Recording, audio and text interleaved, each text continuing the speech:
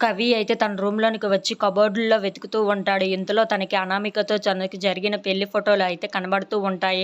అవి తీసి చూడగా తన పెళ్లి ఫోటోలు అనిపించి అవి చూసి చాలా బాధపడుతూ ఉంటాడు. ఎందుకు నా జీవితం ఇలా అయ్యిందని చెప్పేసి అయితే అనుకుంటూ అయితే చాలా బాధపడుతూ బయటికి ఆ ఫోటోలతో చాలా కోపంగా తీసుకొని వచ్చి ఆ పెళ్లి ఫోటోలను అయితే కింద పడేసి దాని మీద కిరోసిన్ వేసి ఒక అగ్గిపుల్లని ముట్టించి అయితే ఆ పెళ్లి ఫోటోల్ని కాల్చేస్తూ ఉంటాడు. అలా తను చాలా బాధపడుతూ అయితే ఏడుస్తూ ఉంటాడు.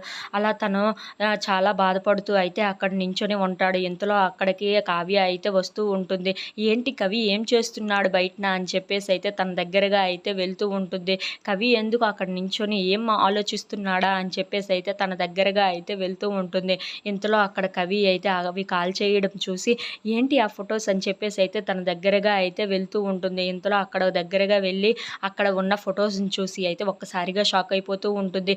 ఏంటి కవి ఇలాంటి నిర్ణయం తీసుకున్నాడు, పెళ్లి ఫోటోల్ని ఎందుకు కాల్ చేస్తున్నాడు అని చెప్పేసి అయితే ఒక్కసారిగా షాక్ అయిపోయి కవి వైపు అయితే చూస్తూ ఉండిపోతుంది.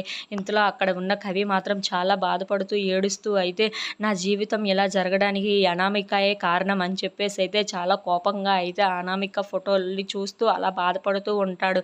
అది చూసిన కావ్య మాత్రం ఏంటి కవి ఇంత పెద్ద నిర్ణయం ఎందుకు తీసుకున్నాడు, పెళ్లి ఫోటోల్ని కాల్ చేయడం ఏంటి అని చెప్పేసి అయితే ఒక్కసారిగా షాక్ అయిపోయి కవి వైపు అయితే చూస్తూ ఉండిపోతుంది. ఇంతలో అక్కడ ఉన్న కవి మాత్రం అవి కాల్ చేస్తూ చాలా బాధపడుతూ అయితే అలా అక్కడ నించొని ఉండిపోతాడు. If you like this video please like, share and subscribe friends.